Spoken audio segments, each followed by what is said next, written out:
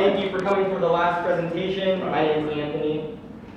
He's like a proud dad. My name is Anthony, and I'm going to be sharing my results from SELFI, a social media intervention for adults with autism. So we live in an increasingly digital world. About 90% of young adults report using social media, and not only are a lot of people using social media, they report using a lot of it. So the average young adult reports using over 2 hours of their time on social media every single day, and about 75% report using multiple social media platforms. So they're using the internet, spending a lot of time on it, and they're using a lot of it. And so as the internet usage is on the rise, there comes this phenomenon of always being plugged in. And with social media, this allows instant access to social media, or the social interactions in a way that was never possible before. Before, you used to have a bulk of your social media interactions in a very specific time. You would go to school, you would go to work, you would socialize with people, and then at the end of the day, or after you left, it kind of ended. After that, you went home and you had a very safe network of people, and many people don't socialize with a lot of people after they would leave that time.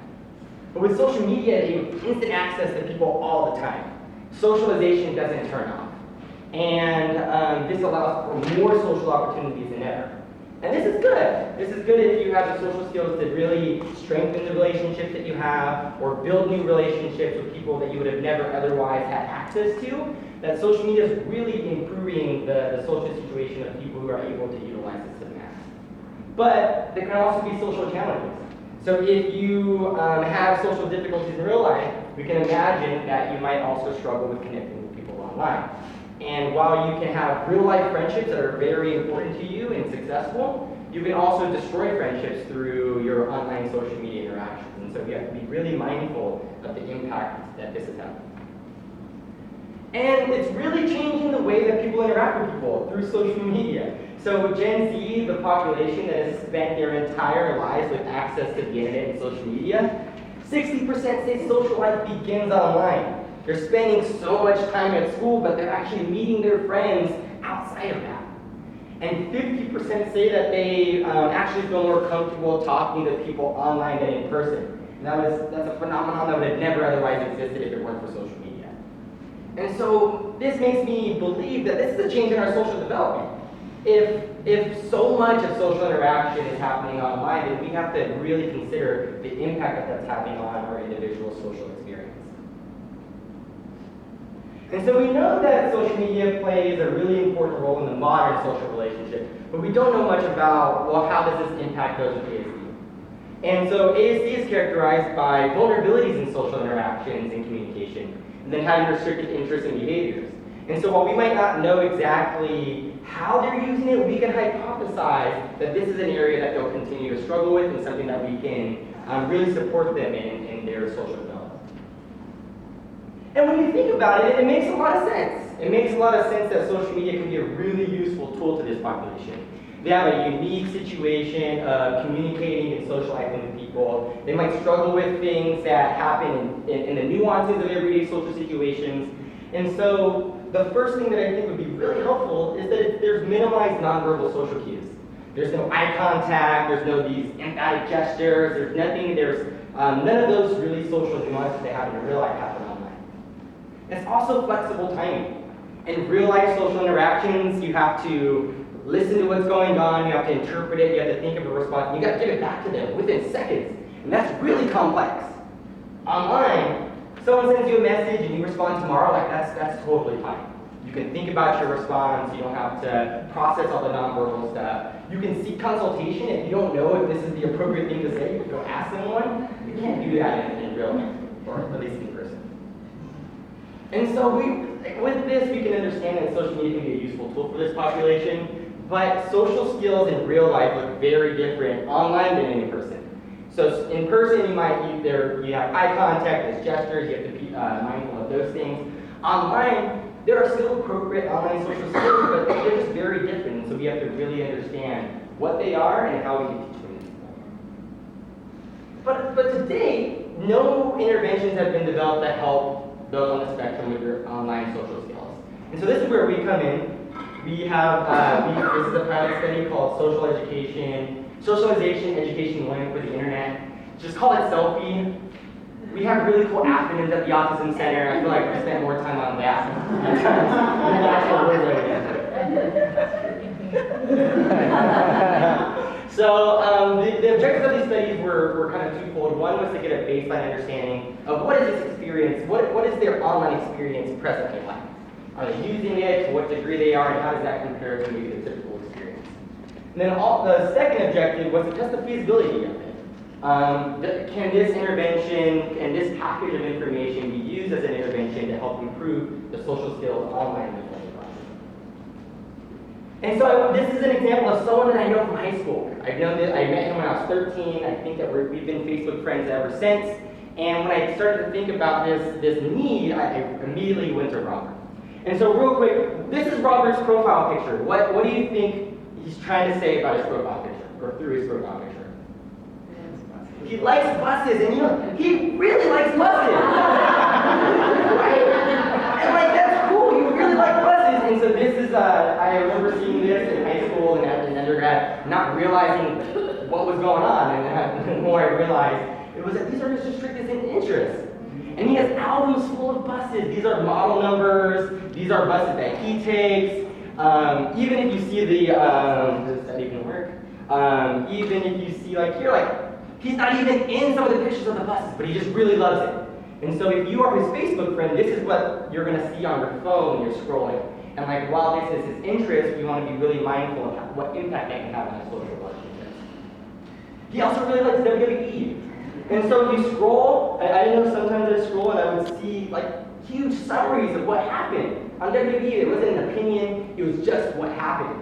And I'm not gonna lie, there's times where I thought about muting his status updates or unfriending him or some of these things to where if you see these messages 4 times a week, it starts to become something that affects the relationship that you have.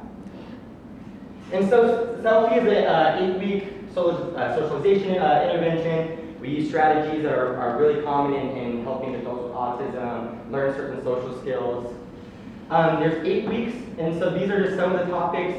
Having an appropriate online presence, respecting others, building relationships, maintaining relationships, understanding the consequences that can come through social media.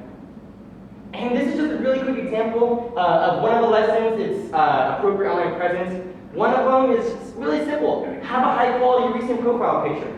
If you have no profile picture, people might think you're not real, might think you're a bot. If the picture is of a car, they might not want to be friends with you because they don't know who you are. And so there's also here the monitor frequency of posts, so that is something that is really important when you think about your online presence.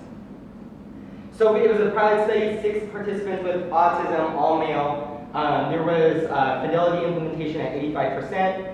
There's a comparison group, so we wanted to know, if we know where the autism folks are, if we don't know what the typical experience is like, then it's not going to be a complete picture. And so we recruited college typically developing peers, and the way that we collected information about whether or not their social media activity was improving or increasing is on Facebook. There's your activity feed, and it gives you all of the information of your public activity. So no DMs, but you can see what they posted and who they're posting to. So we have kind of a log of their information. To understand the quality or the frequency of the post, we divided it into active or passive because not all social media activity is treated equal. Some is more social and some is less social. So if you're commenting on a thing, that's active, and if you're liking something, that's really passive. And then we also were really trying to figure out, is it becoming more appropriate? How do we understand that? And so we use the Likert scale 1 to 4 from very inappropriate to appropriate to understand if there are improvements in that. At baseline, we can see that the folks with ASD or post are using social media or using Facebook much less than their typically developing peers, about 5 times less. They're posting less actively, they have less passive activity, and that is really noteworthy. The second thing that we looked at was pre-post intervention. So after 8 weeks within this intervention, we saw an increase of about almost double of their social media activity, increasing both passive and active posts. And when it came to the appropriateness, we did see a trend towards improvement. And there was an iterative reliability within those, and honestly, this is the hardest part of our study. This is the hardest part of understanding social skills in general. It's how do you measure how appropriate something is, because so multifaceted. And these are the results, the individual results, and so what you'll see here is, for appropriateness pre to post intervention on a weekly basis is that here, there's not a lot of activity. And that's because even though they were in our study, they weren't posting actively some weeks, and so we couldn't code some of their activity. But I think it's really important to see that like as the intervention went on, there was a much more active online presence, and it started to trend towards more appropriate. There are some clear limitations. I think the first one is the gender difference between the typically developing group and the ASD group. One was 78% female, one was 100% male. That's what happens when you recruit the autism population, you're going to get those males. And that's what happens when you recruit undergraduate psychology through SONA, you're going to get a lot of females. So I think that we need to do further analysis to really look at, well, what's the typical experience for males, because I think that that's going to be something that's comparable. And then also Facebook's only one activity of someone's social media experience. There are so many other apps. And this is really just the complexity of social media. And screenshots lack social context, it misses inside jokes, it doesn't talk about the relationship between the people engaging with each other. So I think that so much more work needs to be made to understand what's actually happening, but I really think this is a good start. And so the outcomes are trending towards telling us a story that this could be something that we can continue to help our population with. It's helping them feel more comfortable, they're posting more frequently, we think that there's a trend towards improvement, and I think that future directions will take all of the information that we get from this pilot study and maybe put it into a group selfie. So I think that we should take more selfies, and remember that name because I really worked hard on that. I'd like to thank Dr. Vernon for being my advisor. I have some undergraduate researchers here that have helped collect data. I had high school researchers that were also collecting data. It's a real team project. Thanks to my cohort and everyone else for being